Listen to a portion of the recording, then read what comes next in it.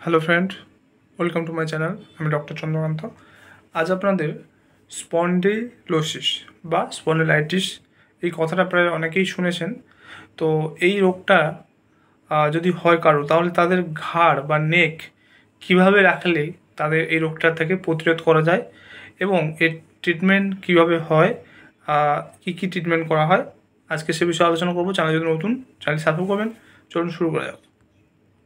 যদিও বার্ধক্যের একটি অংশ হিসেবে সার্ভাইকাল স্পন্ডাইলোসিস সম্পূর্ণরূপে ট্রিটমেন্ট করা যায় না, সম্পূর্ণরূপে সারানো যায় না, তবুও কিছু কিছু জীবনধারা এবং কিছু কিছু নিয়ম এটা থেকে ধীর করতে পারে বা এটাকে কমাতে পারে এবং ভালো থাকতে পারেন।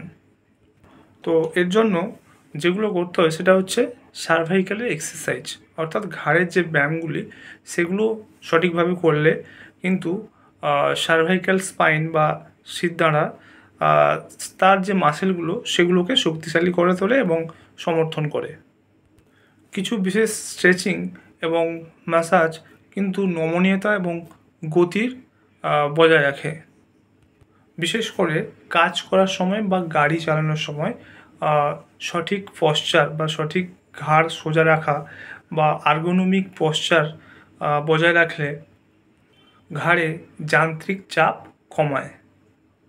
ধূমপান, এই ধূমপান কিন্তু ত্যাগ করলে মেরুদণ্ড বা আমাদের স্পাইনের হেলথ বা স্বাস্থ্য বাড়ায় এবং দুর্বল যে ঘাড় বা আমাদের যে নেক সেখান থেকে স্ট্রেন রিমুভ করে, অর্থাৎ চাপ সেটাকে কমিয়ে এই স্পাইনের হেলথকে বজায় রাখে।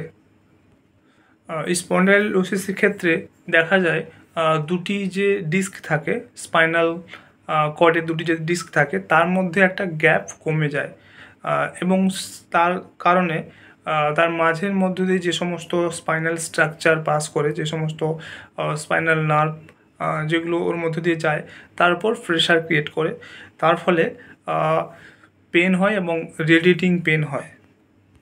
এছাড়াও আপনাদের যে নেককে ঠিক সোজা রাখতে হবে এবং যে কোনো কাজ যখন করবেন সেটাকে টেবিল ইউজ করবেন, টেবিল ইউজ করে যাতে ঘাড় সোজা থাকে। স্টাডির ক্ষেত্রে যারা স্টুডেন্ট, তারা যারা পড়াশোনা করে তাদের ক্ষেত্রেও পড়াশোনার জন্য টেবিল ইউজ করবেন যাতে নেকটা সোজা থাকে। এবং এটা যখন সিভিয়ার অবস্থানে চলে যায় তখন কিন্তু সার্ভিক্যাল কলার পরতে হতে পারে।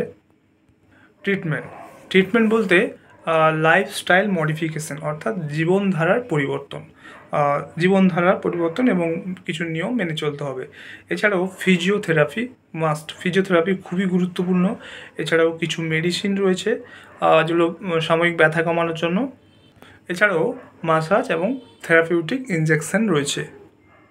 এছাড়াও শেষ অবধি সার্জারি, যারা সার্জেন তারা সার্জারিও করতে পারেন। এছাড়াও ঘাড়ের যে পোশ্চার, নেকের যে পোশ্চার, সেক্ষেত্রে যখন কেউ মোবাইল দেখে বা অন্য কিছু কাজ করে তখন সেটা ঝুঁকে না করে ঘাড়টা সোজা রেখে করা উচিত। তো আজকে জানলেন যে সার্ভাইকাল স্পন্ডাইলোসিস তার ক্ষেত্রে ঘাড় কীভাবে সোজা রাখবেন বা কী কী নিয়ম মানবেন। এছাড়াও সার্ভাইকাল স্পন্ডাইলোসিসের ক্ষেত্রে কী কী ট্রিটমেন্ট দেওয়া হয় সেটা আজকে জানলেন। তো আজকের ভিডিও এই পর্যন্ত। চ্যানেল নতুন, চ্যানেল সাবস্ক্রাইব করবেন, ভিডিওকে লাইক করবেন। Thank you for watching.